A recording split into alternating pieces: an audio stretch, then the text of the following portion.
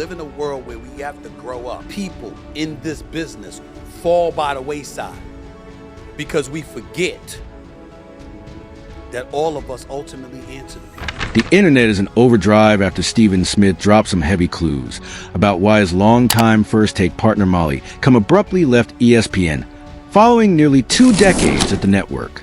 And trust me, the revelations now surfacing suggest a story far more tangled than anyone first assumed. Here's the breakdown. An unexpected exit that shocked everyone. The sports media landscape was shaken on September 16, 2025, when one of the most stunning departures in ESPN's history sent ripples throughout the industry. After close to 20 years with ESPN and 10 years as the admired moderator of First Take, Molly Qerim announced her sudden departure, blindsiding fans, co-workers, and even co-host Stephen Smith himself. What makes this walkout jaw-dropping isn't only the timing, but the manner it occurred. Imagine this. On Monday, September 15th, Molly Qerim was seen moderating debates on First Take with the calm authority and polish that cemented her as a vital presence on ESPN's morning show. By the next morning, she had vanished, not just taking short leave, not even a temporary break. Completely gone from the network she had called her professional base for 19 years. The first hint came when Sports Business Journal reported she would leave by year's end. But what unfolded afterward flipped the narrative into something far more dramatic and puzzling. Instead of waiting until December as reported, she posted on Instagram with words that shifted the entire situation. ESPN exiting First Take quite abruptly, one might say. Last night, Austin Karp of Sports Business Journal reported that Molly Qerim was exiting at the end of the year, but it turns out she is exiting effective immediately. Her Instagram post started with a striking phrase. The news came out earlier than I intended, a clear indication that something behind the scenes had gone wrong. This wasn't the polished farewell campaign networks usually arrange for long-serving stars. This was different altogether. An instant, finalized resignation that left everyone scrambling to grasp the truth. The effect was immediate and intense. When Tuesday's First Take aired without its familiar face, viewers were confronted with something unusual. Stephen Smith hosting solo, noticeably shaken as he delivered what could only be described as a heartfelt yet cryptic goodbye. However, Molly announced last night she will be departing from ESPN. She's hosted First Take for 10 years and elevated the show with her grace, her expertise, incomparable kindness. She's been an enormous part of our success for a decade. Not only did she keep me and many others in line, she did it with dignity, class, and kindness. He went on to add that she would be missed and wished her success in her future projects. We'll miss her and wish her every blessing on her future. I personally am grateful to her for her friendship, and I will miss spending every weekday morning. On the surface, it reads like a genuine tribute from a friend and colleague. Yet, reading between the lines reveals subtle clues. Look closely at how Stephen Smith. He stressed that she had only revealed it last night, which meant the news blindsided him completely. This wasn't some carefully mapped out farewell developed over weeks or months. The real shocker arrived later that same day when he spoke on his Sirius XM podcast, The Stephen A. Smith Show. That's where he dropped the subtle hints, fueling all the chatter about what might have really happened behind closed doors at ESPN. Last night, she abruptly resigned as the host of the show. And to say that I'm quite sad about it is an understatement. Molly is a friend. Molly is a co-worker. Molly is somebody that I have leaned on many occasions in the past, as she has done when it comes to me. And then he dropped the bombshell. And a lot of times, some of these things happen, and it's just uncomfortable to see. The details, quite frankly, are none of y'all business. But it's not as if I know all the details. It was a contract negotiation that was going. He admitted there was more beneath the surface, though he insisted it wasn't his place to share it. But we all make decisions that we deem to be in our best interest, for whatever reason. And that story is for her to tell. Do I have an idea? Of course I do. Am I going to share it with you? No. Because again, that's her story to tell. And this is the point where the drama intensifies. Stephen A. Smith essentially confessed that he knew more than he was revealing, yet deliberately chose to keep it hidden. That sort of teasing sent fans into a frenzy of theories. But maybe the most revealing part of Smith's remarks was his stress on how sudden the resignation was. This wasn't some smooth transition or long-prepared exit strategy. ESPN's president of content, Burke Magnus, later backed this up, noting, "The one thing that was unexpected was the timing of all this. She issued a statement because there was a report, and once that surfaced, we kind of lost control of the narrative." To fully grasp the weight of this departure, we need to recognize exactly what Molly Qerim meant to First Take and ESPN overall. She had joined ESPN back in 2006, first contributing to digital and mobile content before officially stepping in as a permanent moderator of First Take in 2015. Over that decade, she was instrumental in raising the show's status, helping transform it into one of the network's marquee debate programs. The data makes her influence undeniable. First Take became ESPN's top-rated studio program, consistently pulling in over 500,000 viewers per episode and being listed in 2024 among Sports Business Journal's 25 best sports studio shows. In 2023, the program hit its highest viewership ever, maintaining strong linear TV numbers while blowing up online with 250 million YouTube views. But Molly's contribution extended beyond moderating arguments. She provided a calm, professional balance to Smith's fiery delivery, adding poise, fact-checking, precision, and inclusivity to every discussion. Analysts and audiences credited her for raising female visibility in a field still dominated by men. Her climb at ESPN was truly remarkable. Starting in 2006 as a digital team member, she quickly proved her range by covering everything from college football to NFL events, winning an Emmy in 2008 for her fancy football work. Her ability to thrive on high-pressure live TV, conduct sharp interviews, and manage heated debates made her indispensable. The synergy between Molly and Smith became iconic across sports media. For a decade, they perfected a rhythm where his explosive delivery was kept in check by her measured tone. She challenged his takes, redirected wild tangents, and lightened the mood when needed, keeping things sharp without tipping into chaos. What made her exit even more jarring was a total absence of any visible warning. No reports of frustration, no leaks of internal conflict, no gradual pullback from airtime. Quite the opposite.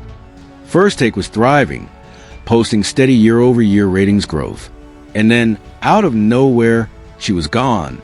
She was present one day, and the very next she was gone, leaving behind only cryptic social posts and Smith's carefully crafted yet ultimately vague statements. The immediate fallout spoke volumes. ESPN confirmed she would no longer appear in future episodes, speeding up her departure from what was supposed to be an end-of-year exit to an abrupt, immediate one. The timing alone raised eyebrows about the network's internal workings. Here was a program at the height of its momentum, delivering big ratings and cultural weight. To suddenly lose such a vital piece without warning or explanation was uncharacteristic for a network that prides itself on seamless talent management. This was a glaring crack in their usual structure. One reality stood out. This wasn't some minor contract hiccup or a simple agreement to part ways. Something had broken down at its core. Something serious enough that a consummate pro like Molly Qerim felt walking away instantly was better than finishing her deal. If fans were stunned by her abrupt exit, what played out behind the cameras was even more explosive, because this wasn't only about stepping away from a show. It was about money, leverage, and a negotiation gone off the rails. The contract battles and power struggles behind the curtain now came to light. Having already established how shocking Molly's departure was, it's time to look at what insiders claim truly happened in the background, because this tale stretches far beyond just salary. Though paychecks were definitely central, it's about power balance, workplace respect, and a negotiation process that completely collapsed. To begin, let's look at ESPN's financial backdrop, since understanding the dollars involved helps explain the intensity. Stephen A. Smith inked a massive extension in 2024, reportedly valued at over $100 million across 5 years, cementing him among the top-paid figures in sports media. Meanwhile, reports suggested that Molly Qerim was taking home roughly $500,000 annually. To put that into perspective, We're talking about nearly a 40-to-1 pay ratio between two co-hosts of ESPN's flagship morning debate program. That's far beyond a typical wage gap. That's a salary canyon. And multiple sources noted this disparity became a major sticking point in Molly's contract talks.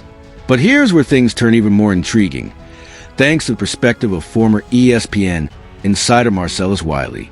Wiley, who spent 2007-2018 at the network and knew Molly during her climb, has been one of the loudest voices breaking down what he believes really happened. And that was not going well, obviously, because Molly wasn't getting what she wanted.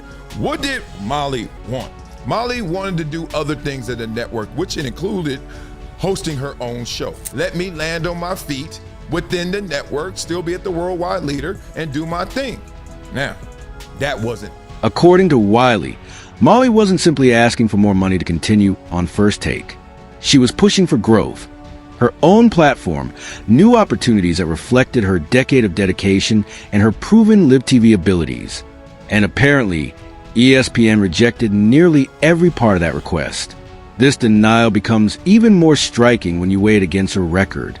Molly had successfully managed heated debates during some of the most polarizing sports controversies of the past 10 years. From LeBron James' team moves to the NFL's approach to player protests, her skill in steering fiery conversations without derailing them was critical to the show's success. But Wiley didn't stop there. He went even deeper, and this is the point where his theory turns truly explosive. He claims that Stephen A. Smith's sway inside ESPN played a decisive role in how those contract talks unfolded. Off on you, when he signs for you, you get what you want. But guess what? There's a flip to it as well. When he doesn't. The argument is that Stephen A. Smith effectively acts as an unofficial kingmaker at ESPN, holding the power to elevate or derail careers depending on whether he chooses to endorse someone. And according to Wiley, Smith didn't use that influence to support Molly Qerim's requests. Now, let's consider the evidence backing this perspective. Several reports note that Smith's massive contract gave him considerable authority over show direction and casting calls. Documented cases also exist of Smith shaping who get hired or dismissed in roles tied to First Take. The type of sway Wiley describes isn't unusual in the entertainment world. When a star becomes too valuable to replace, their clout often stretches well beyond their official job title. Smith's enormous deal and his central spot in ESPN's programming strategy naturally gave him weight in decisions across the network. So, according to this line of thought, Smith frequently uses pull to push certain careers forward at ESPN, but Molly wasn't among the beneficiaries. You're working at a network where Mina Kimes is making way more money than you, and Mina Kimes is the number what on what show? This comparison highlights what many see as a fundamental. This selective backing sparks tough questions about the criteria Smith applies in choosing who to help and who to overlook. The timing of events further backs the idea that something deeper was happening. ESPN executive Burke Magnus confirmed that both sides had originally agreed Molly would step down from First Take by year's end while moving into new opportunities within the network. But something shifted drastically between that deal and her sudden departure. Multiple insiders said the original plan was for Molly to branch into other ESPN roles, step away from daily debate duties, and potentially host her own shows while taking on larger assignments across the slate. It was exactly the kind of progression someone with her resume should have been able to expect. Yet in those final negotiations, the arrangement collapsed. Instead of a smooth pivot to new ventures, Molly faced what looked like a take-it-or-leave-it ultimatum, pushing her to exit completely. And here's the critical question. Why did a scheduled transition flip into an instant resignation? What altered in those last talks that made Molly feel she couldn't even stay a few more months? According to industry insiders, the answer lies in a breakdown of trust and respect that had been simmering for years. Multiple reports noted that Qerim felt overlooked despite her key role in building the show's success, particularly in elevating female voices in sports media. The contrast of how other talent was treated only sharpened this perception, especially when considering pay structures. Interview 1342-1349. That comparison underscores what many see as a deep inequity in how ESPN values its people. Here was Molly, co-host of the network's premier morning program, apparently making less than analysts with smaller duties on lower-profile shows. Realize. One of the worst kept secrets in the business is that they have a good relationship. They don't, right? They kind of tired on each other, etc. Not gonna go into all the messy details, but the point is they weren't cool with each other to the point someone you work with for 10 years, you don't even mention them when you're gone. When you're the steady force keeping the top studio show running daily, and you notice colleagues in lighter roles earning far more, frustration is inevitable to create serious frustration. The scenario becomes even more complicated when you consider the wider context of ESPN's financial pressures. The network has faced cord-cutting challenges and implemented major cost-saving measures in recent years, including multiple layoffs. In this climate, ESPN may have viewed Molly Qerim's position as replaceable, even if her unique skills and chemistry with Stephen A. Smith were irreplaceable. Yet, the cost-cutting argument only goes so far, considering the network was simultaneously issuing huge contracts to other talent. If ESPN could pay Stephen A. Smith over $20 million annually, the rationale that they couldn't meet Molly's request for a smaller raise becomes far less convincing. The power imbalance becomes even clearer when comparing how different negotiations were managed. While Stephen A. Smith's contract renewal was smooth and resulted in a massive payday, Molly's talks reportedly collapsed over far smaller sums and reasonable career development requests. This contrast highlights the network's priorities. Keep Stephen A. content at all costs while treating other talent as expendable. For someone who had spent a decade making First Take a success, this message would have been both personally insulting and professionally devastating. The workplace culture implications are equally concerning.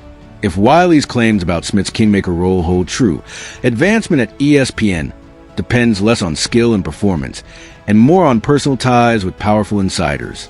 This kind of environment inevitably breeds toxic dynamics, where capable people see their careers stall, not due to incompetence, but because of lacking the right alliances.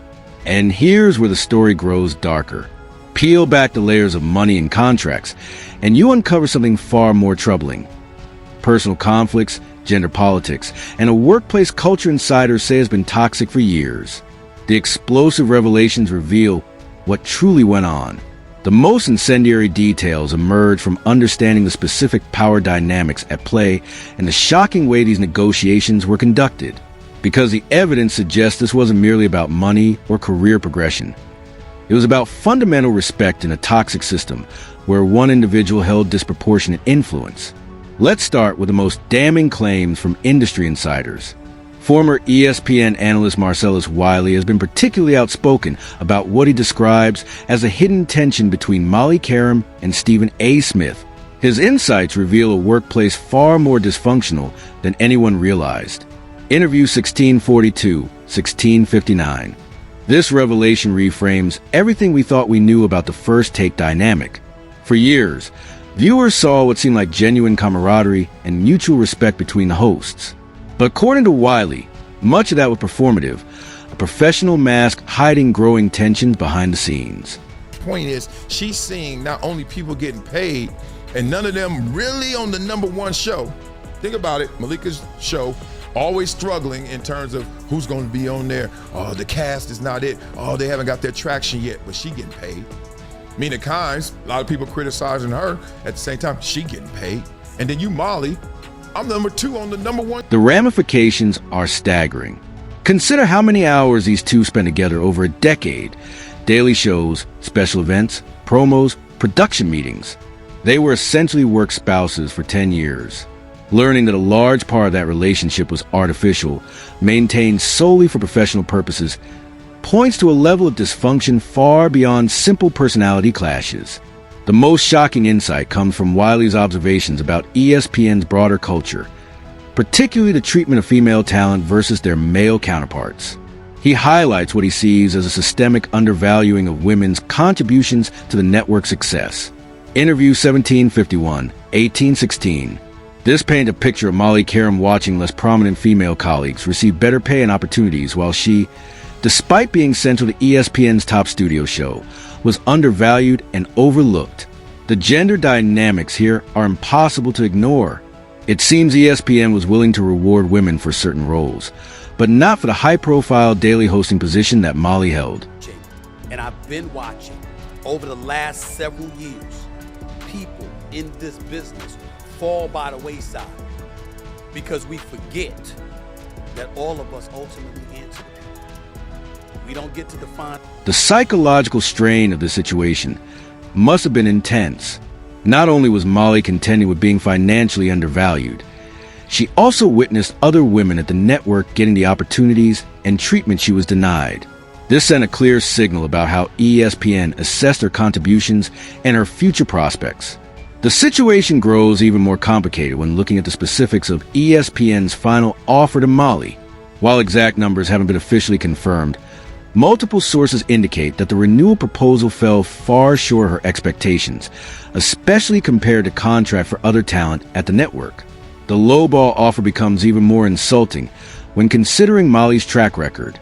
She had guided First Take through some of its most successful years, solidifying it as ESPN's flagship studio program. Her skill in moderating heated debates, while keeping the show engaging and informative, is rare and extremely difficult to replace. Perhaps the most revealing aspect of the saga is how Stephen A. Smith addressed the aftermath. His cryptic remarks, refusal to give specifics, and subsequent podcast discussions on leverage and negotiation have been interpreted by many as subtle attempts to shape the narrative and deflect responsibility. The timing of Smith's commentary on business leverage is particularly telling. Just days after Molly's exit, Smith delivered what many saw as a veiled lecture on contract negotiations and workplace dynamics, emphasizing how people must understand their position in the business hierarchy and not overestimate their influence. Interview 2009-2029. While Smith insisted he wasn't referring to Molly directly, the timing and substance of his remarks were read by many as an unmistakable message about what happens when someone challenges ESPN's established power structure. The underlying message seemed clear: know your place, don't overreach, and remember who holds the power. This type of passive-aggressive commentary is particularly potent because it lets Smith send a pointed message while retaining plausible deniability. He could claim he was speaking generally, while everyone understood he meant Molly's situation. As for what's next, the rumor mill is already active regarding Molly's future opportunities. Reports suggest she may have received a significant offer from Fox Sports, potentially around $2 million annually, which would represent a major increase over her ESPN salary and a strong validation of her market value. The Fox Sports rumors are notable because they indicate other networks recognize Molly's worth, even if ESPN did not. A move to Fox would also pose a direct challenge to ESPN's dominance in sports media, potentially creating new competition for First Take and impacting its viewership and cultural influence. For ESPN, the current challenge is finding a replacement capable of replicating the chemistry and professionalism that Molly brought to the show. First Take. The network has announced a 30 to 45-day audition process for potential new hosts, but industry insiders remain doubtful that anyone can quickly fill the gap left by Molly Qerim. The replacement process itself will reveal a lot. Will ESPN pick someone who can challenge Stephen A. Smith and bring fresh perspective to the show, or will they opt for a host more inclined to defer to his authority and keep the status quo intact? Only time will tell. If you enjoyed watching this video, click on one of the boxes appearing on your screen to watch more content in the same vein.